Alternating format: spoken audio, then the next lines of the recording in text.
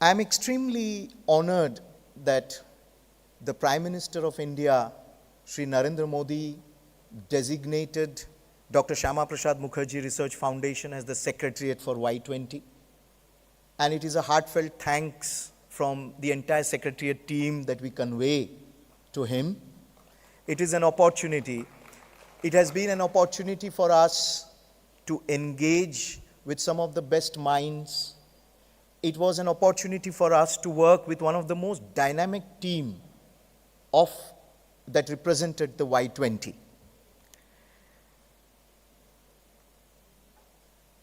Swami Vivekananda, one of the immortal icons of youth, one of the greatest saints and sages of modern India, visited Varanasi 6 times in his lifetime. And the last few months of his life was spent in Varanasi. So I'm sure you realize that this, one of the most ancient cities of India, a city full of history, full of tradition,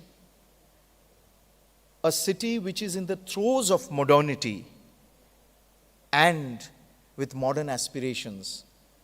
And therefore, I think this is a very unique city to have been selected for the final Y20 summit, and especially so because it is the constituency of the Prime Minister of India, from where he is an elected member of Parliament. As I spoke to you, or as I stand before you, these are some of the thoughts that come to mind.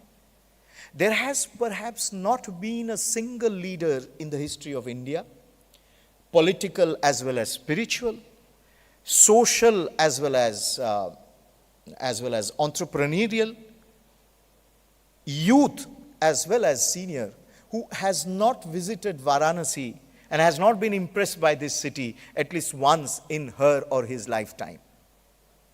And therefore, it's very symbolic that we have gathered here today. The world has converged in Varanasi. And if you close your eyes for a while and look back, and look within and beyond, just to think that this is the oldest populated city in the world is itself a very fascinating thought. I'm sure since morning you have been welcomed, so I welcome you once again to this civilizational city of Varanasi. In 2013, India was named in the infamous list of fragile 5 economies by Morgan Stanley that indicated the systemic risks emerging economies faced owing to their disproportionately high level of dependence on foreign investments to sustain growth. In the last decade, India has been elevated from the list of fragile 5 to major 5 economies of the world, with now India being the 5th largest economy of the world with a GDP of $3.75 trillion and is poised to become a $4 trillion economy by early next year. Friends, you are visiting India, and many of you who are of India are living through very interesting times. These times are challenging, these times are aspirational, and these are also times when India is graduating to the next level of being a major and a responsible power. As per Morgan Stanley, this India is different from what it was in 2013. In a short span of 10 years, and this is not India saying, this is the world saying, India has gained positions in the world order with significant positive consequences for the macro and market outlook. India has transformed in less than a decade. Yet, it is not just that. The real accomplishment of India under the Prime Minister, Shri Narendra Modi, is that India achieved this feat along with breaching a record milestone of $770 billion of exports and a robust foreign exchange reserve of nearly $600 billion. This at a time when the world is faced with some of its major crises post World War II. Friends, I want to remind you here that one of the most successful challenges, one of the challenges that India most successfully addressed, a challenge with which the world grappled, was its management of the pandemic. And economic resilience was achieved while India was racked apart by the pandemic. From administering more than 200 crore dosages of made in India vaccines to over 1 billion people, entirely free of cost, and providing free additional rations to more than 800 million people throughout the phase of the pandemic, India made sure that no Indian would be deprived of either life-saving vaccines or basic food items. You may be aware that the pandemic which struck the world a century ago saw a major portion of deaths because of starvation. That was majorly avoided in this once-in-a-century pandemic, and India had a major contribution to make towards it. India exemplified the perfect template of public-private partnership wherein India's private sector made vaccines were being administered to the entire eligible population, completely financed by the government of India. Friends, I am mentioning these things for only one reason. As we discuss the future of the world, and Swami Vivekananda, the great philosopher, was one of the earliest proponents of one world, one family, and one future. And it was in Varanasi that he repeatedly gave that call. And you may know that, and many of you, I saw the footages, many of you have visited Sarnath yesterday. It was at the age of 35 that Buddha gave his first sermon at Sarnath, and the core of that sermon also was world oneness, humanness, and compassion. I'm saying this is because this can emerge as a template. This can emerge as a template for the world. These models, handling of challenges and of crisis, which Prime Minister of India has repeatedly said should be in future handled collectively and globally, can be better handled if there are templates and if there are models.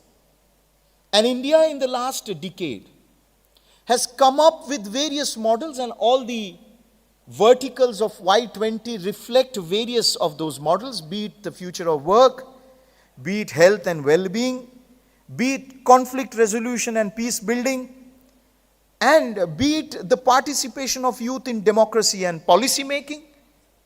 India has come up with a number of templates, and our Y20 track chairs, a very accomplished team which is sitting here, has extensively worked on formulating and articulating those templates for a global narrative.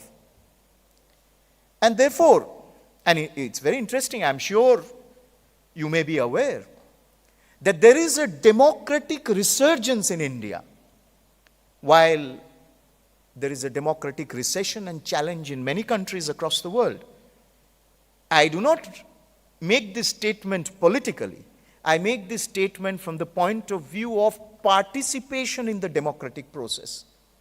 In India, we see a resurgence. We see a greater interest amongst youth.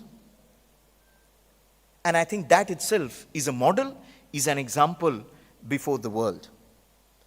And you know that if you look at India's handling of this once-in-a-century challenge, this itself has received global accolade. 95 countries across the world were benefited by India-made vaccines. And there were no strings attached. It was an approach which was driven by humanness and compassion. Swami Vivekananda very famously said, one of his utterances was, Atmano mokshartha jagato hitaya cha. In Sanskrit, he uttered this in Sanskrit. In English, it means for personal salvation and for the good of the world. Any template that has been evolved, template of governance, template of crisis management, template of developing future frameworks of collective global living. In all of these, India has been driven by the philosophy of world good and compassion. I think that is one of the essential core philosophies upholding the entire Y20 exercise. Friends, as I said, that we are living through very interesting times in India. And I'll take you through a very short listing. Tejasvi has referred to some of them. But to understand how a civilizational nation, which is as ancient as India, which has had challenges of various sorts, internal challenges, societal challenges, and how that nation, aspiring towards the 21st century, is transforming itself from the grassroots upward, is a very fascinating journey. And as you go around India, as you look closely at India, and as some of our Y20 delegates who are representatives, ambassadors of India, led by the chair Y20, also articulated before the world, you can clearly see, you can clearly feel, if you go around this country today, that there is a fundamental transformation for the good happening. Ease of living, ease of working is visible across this country. If I were to give you a few figures, on this transformation and this societal transformation, this transformation of mindset that is taking place in India, the scale of thinking which has been exponentially enhanced, it is mind-boggling for many. For example,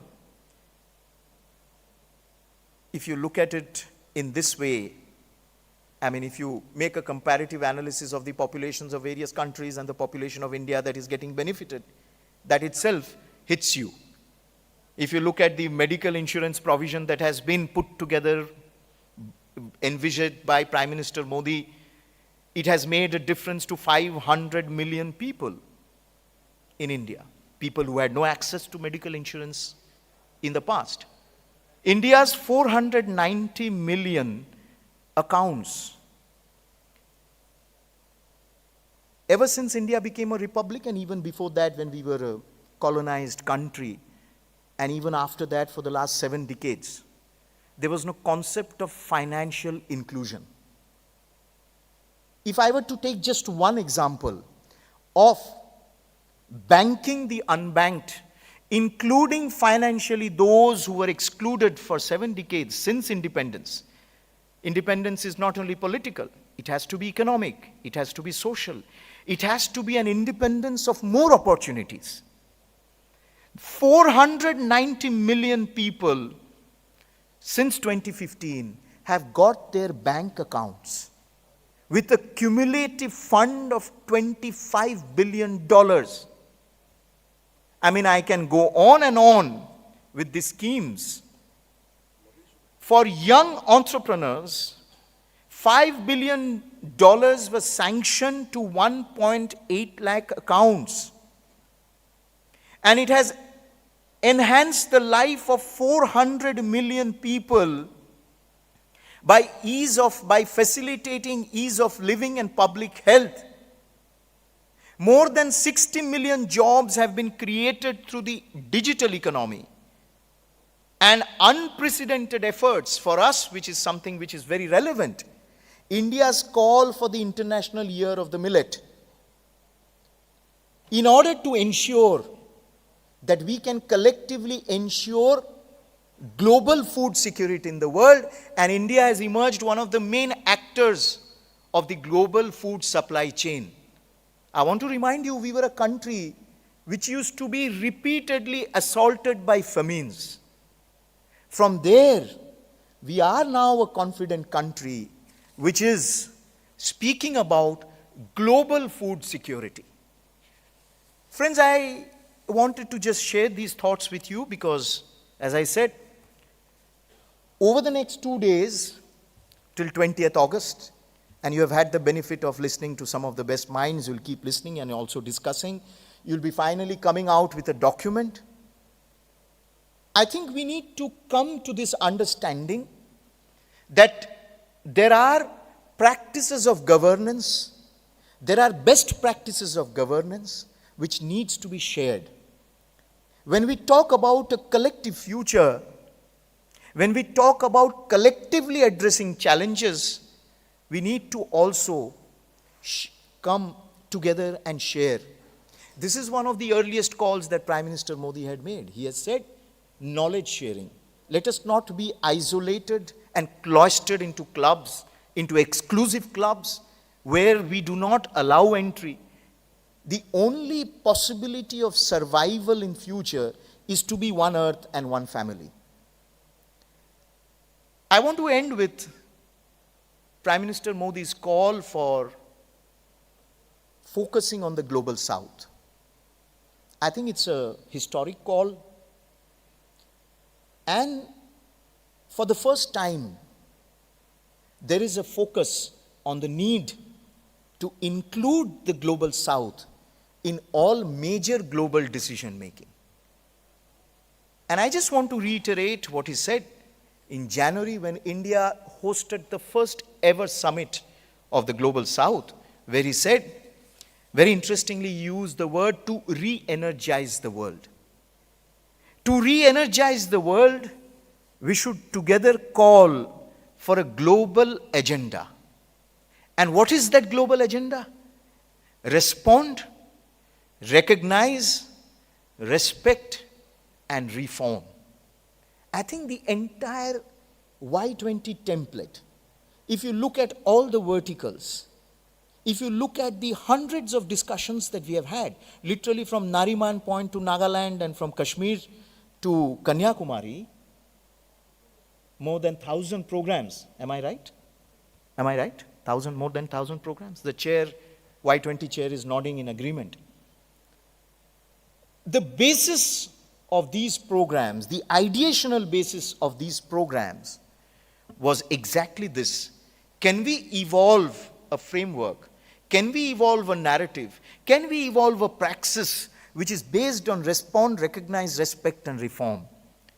Respond to the priorities of the global south. This is what Prime Minister says, that a large section of the world cannot be left out or cannot be left behind in our march towards greater modernity and progress. And how do we respond? By framing an inclusive and balanced international agenda. I think there can be no second opinion. There can be no objection or opposition to this appeal. The agenda has to be inclusive. The agenda has to be balanced. Recognize that the principle of common but differentiated responsibilities. You can't have a one-size-fits-all model. It has to be a model which is evolving. It has to be a model which is responsive to local necessities.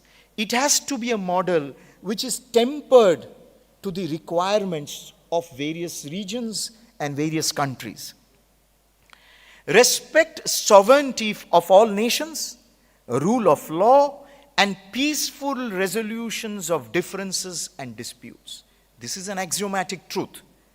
Reform international institutions, including other multilateral agencies, because if they are international institutions, they must have space for all. All must be heard in their corridors. It can't be a selective hearing, it can't be a selective entry. So thank you so much, friends. I wish you all the best. It has been a very inspiring and it has been a very interesting 8 to 9 months that the entire secretariat, the entire delegate team, we have worked together. And I think this is an opportunity that comes once in a lifetime. India is poised to work towards the greater global good. She has her civilizational, philosophical and spiritual message. She has her practical examples and templates of successful governance models. India is offering these to the world, and India is offering these to the world not with strings attached, not with a spirit of barter, but with a spirit of responsibility, of compassion, of goodness, and of camaraderie. Thank you so much, and I wish you all the best. I hope we come out with some very interesting deliberations in the coming days. Thank you so much.